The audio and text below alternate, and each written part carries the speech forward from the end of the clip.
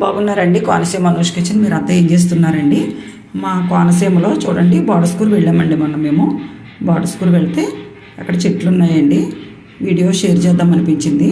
దారిలో చెట్లండి, తోటలోను ఎండ ఎక్కువగా ఉండడం వల్ల చెట్ల దగ్గరే కొద్దిసేపు ఉండి వెళ్దామని కూర్చున్నాం. చాలామంది చెట్ల కిందే కూర్చుని ఉన్నారు.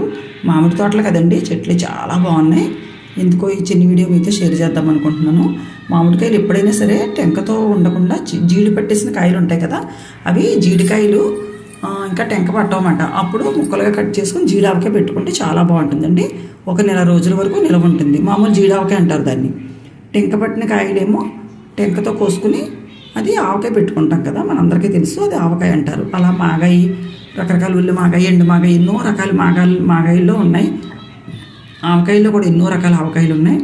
ఇక్కడ చెట్ల కింద కూర్చోవడం వల్ల ఈ చిన్న వీడియో మీతో షేర్ చేద్దాం అనిపించింది. చెట్టు అంతా కాయలేనండి, చేతికి మనం ఇలా పట్టుకుంటే దొరికేస్తున్నాయన్నమాట కిందకి.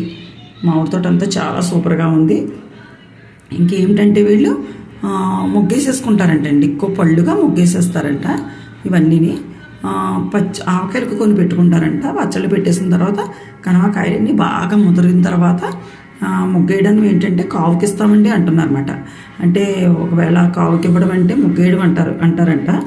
అప్పుడు ముగ్గేసిన తర్వాత వీళ్ళు చుట్టాలు, కూతుర్లు, అల్లుళ్ళు, బంధువులు, కొడుకులు, కోడళ్ళు వాళ్ళందరికీ, బంధువులందరికీ తీసుకుని ఇచ్చుకుంటారంటండి వీళ్ళు ఒకరికొకరు. అలాగా మామిడి చెట్ల దగ్గర కూర్చున్నాం. టైమర్ ఎండ్ అయింది.